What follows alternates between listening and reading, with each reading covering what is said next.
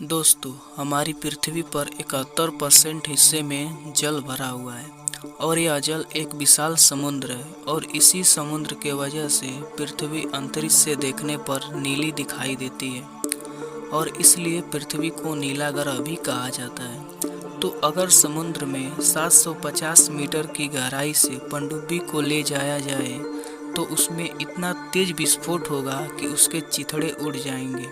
और यदि कोई मनुष्य समुद्र में 1 किलोमीटर अंदर जाता है तो उसके लंग्स फट जाएंगे। अब आप यह सोच रहे होंगे कि ऐसा होगा क्यों? तो ऐसा इसलिए होगा क्योंकि हम समुद्र में जितने ही अंदर जाएंगे हम पर उतना ही ज़्यादा प्रेशर पड़ता है। तो अब सवाल यह आता है कि हम पर प्रेशर पड़ेगा क्यों?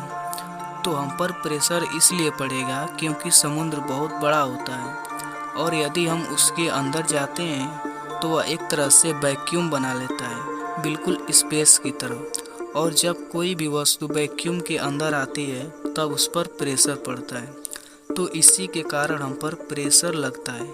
लेकिन यहाँ पर एक सवाल और आता है कि समुद्र में रहने वाले जीव जंतुओं पर भी प्रेशर पड़ता होगा। तो उन पर भी प्रेशर पड़ता है, इसलिए समुद्र में रहने वाले जीव जंतु 1 किलोमीटर की गहराई में ही रहते हैं।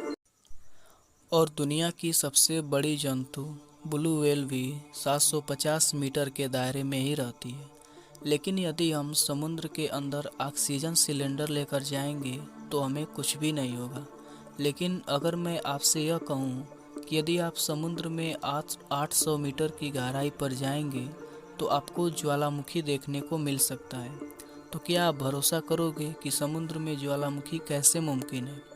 तो यह बिल्कुल सच है। यदि आप समुद्र में 800 मीटर की गहराई पर जाएंगे तो आपको ज्वालामुखी देखने को मिलेगा। तो चलिए अब जानते हैं कि हमारे समुद्र की सबसे डीपेस्ट पॉइंट कौन सी है। तो मरियाना ट्रेंच में स्थित प्रशांत महासागर का चैलेंजर डीप है। यह लगभग 11 किलोमीटर गहरा है।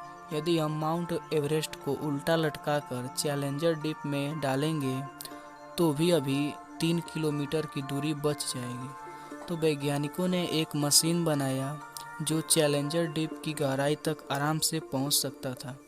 और जब वैज्ञानिक वहां जाकर देखें तो बिल्कुल दंग रह गए, क्योंकि वहां पर कोई धातुएं नहीं थी, वहां पर नदियां थी, समुद्र के नीचे नदियां थी।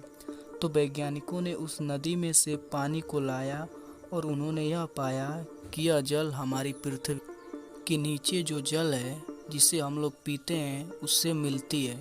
तो वैज्ञानिकों ने यह बताया कि जब हमारी पृथ्वी पर जीवन बिल्कुल भी नहीं था, तब जब हमारी पृथ्वी पर कई सालों तक वर्षा हो रही थी तो उस बरसात का पानी पृथ्वी द्वारा अवशोषित होकर समुद्र के नीचे चला गया और हमारी पृथ्वी के नीचे तो गया ही, जिसे हम लोग आज पीते हैं।